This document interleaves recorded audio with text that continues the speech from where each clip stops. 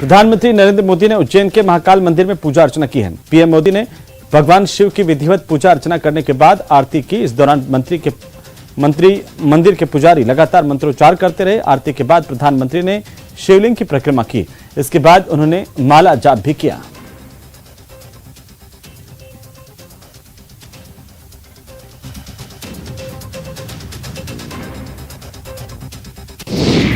तो पूजा अर्चना करने के बाद प्रधानमंत्री ने महाकाल लोक का लोकार्पण किया। इस दौरान कलावे से बना शिवलिंग कवर से बाहर निकला और ये महाकाल लोक का प्रतीक स्वरूप यहां पर बनाया गया। रक्षा सूत्र से 16 फीट ऊंचा ये शिवलिंग बनाया गया है, जिसके अनावरण के साथ ही महाकाल लोक का भी लोकार्पण हुआ। तो प्रधानमंत्री ने लोकार्पण के बाद महाकाल लोक का मुआयना किया। शिवराज सिंह चौहान उनके साथ इलेक्ट्रिक वाहन में सवार थे। उन्हें महाकाल लोक की जानकारी दे रहे थे। महाकाल लोक में बने मंडपम में देश भर से 750 कलाकारों ने अपनी अपनी प्रस्तुतियां दी।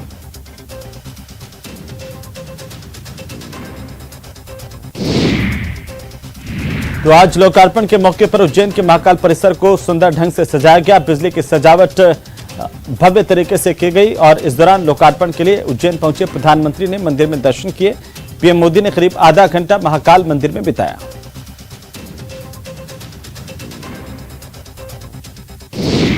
तो लोकार्पण के बाद प्रधानमंत्री ने कार्तिक मेला ग्राउंड से जनसभा को संबोधित किया। उन्होंने कहा कि महाकाल लोक की यह भव्यता भी समय की सीमा से परे है। आने वाली कई पीढ़ियों को अलौकिक दिव्यता के दर्शन करवाएगी।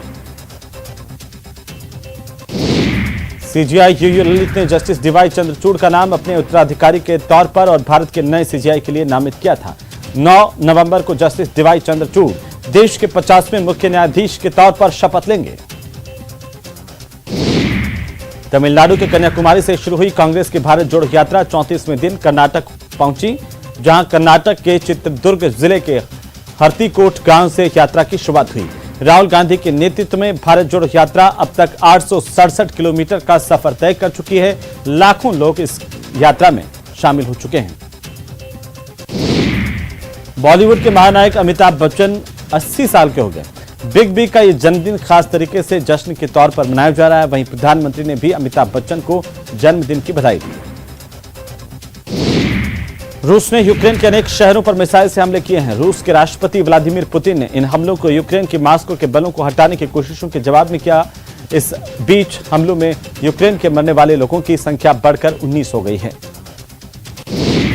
देश में कोरोना के 24 घंटे में 1957 नए केस सामने आ चुके हैं, जबकि मौजूदा समय में मरीजों की संख्या घटकर 27,374 हो गई है।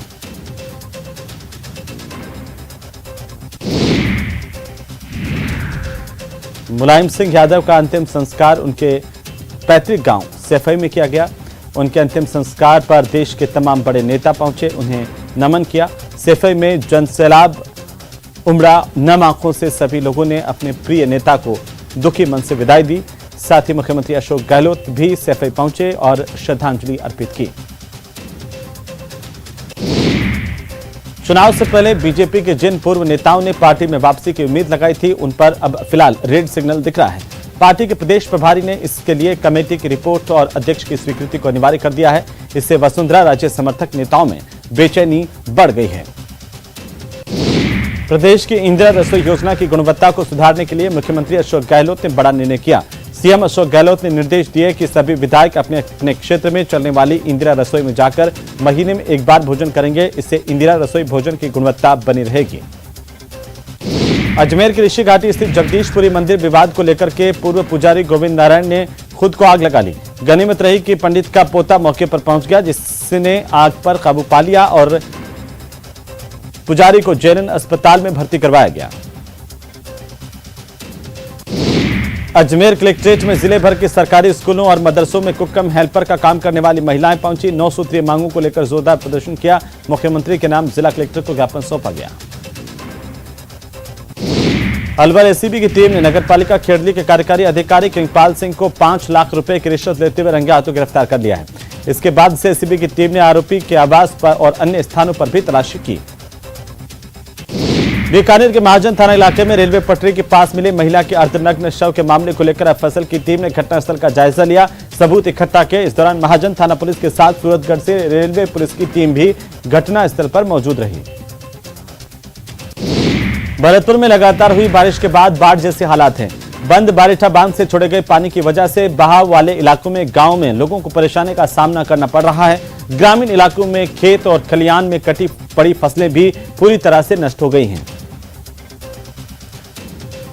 पिछले 4 महीने से लंबित वेतन की मांग को लेकर बूंदी में धरने पर बैठे सफाई कर्मचारियों का धरना लगातार जारी है, लेकिन इनकी सुनवाई करने वाला कोई नहीं है। इस दौरान प्रदर्शनकारियों ने सामूहिक रूप से सफाई कार्य का बहिष्कार भी किया। नगर परिषद आयुक्त और सभापति के खिलाफ जमकर नारेबाजी की, लेकिन नगर परिषद का आयुक्त और सभापति आंखें मूंदे बैठे हुए हैं। इन सफाई कर्मचारियों ने आरोप लगाए हैं कि लगातार इनके प्रदर्शन के बावजूद भी इनकी सुनवाई नहीं हो रही है। राज्य मंत्री धीरज गुर्जर ने भीलवाड़ा में कहा कि कांग्रेस में शांति बनी हुई है। उन्होंने कहा कि मेरे नेता राहुल गांधी और प्रियंका गांधी हैं और बयानबाजी को लेकर पार्टी आलाकमान सख्त है, कोई भी विधायक बयानबाजी नहीं करेगा।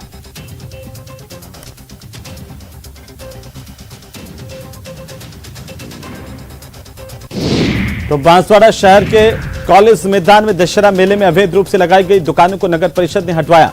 उनका सामान जब्त करके नगर परिषद में जमा करवा दिया।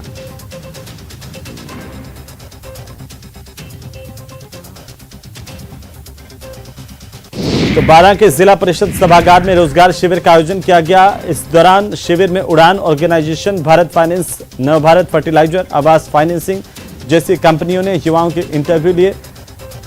यहां से करीब 150 लोगों को सेलेक्ट किया गया प्राइवेट नौकरी के लिए। चित्तौड़गढ़ में एक आरोपी को पकड़ने के दौरान आरोपी और उसके परिजनों ने पुलिस कर्मचारियों पर चाकू और लाठियों से हमला किया। इस घटना में 2 पुलिसकर्मियों को चोट लगी है, जिन्हें अस्पताल में भर्ती करवाया गया।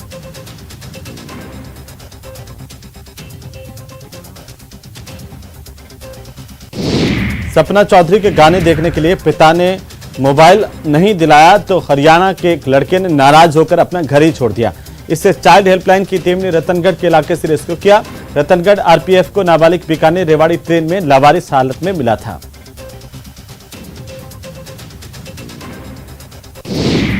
दौसा के गांव में रहने वाले लोगों को प्रॉपर्टी कार्ड वितरित किए जाने की प्रक्रिया शुरू कर दी गई है। प्रधानमंत्री स्वामित्व योजना के तहत ड्रोन से सर्वे किया जा रहा है। इसके बाद वेरिफिकेशन किया जाएगा, जिससे मालिक को उसकी संपत्ति का अधिकार मिल सके।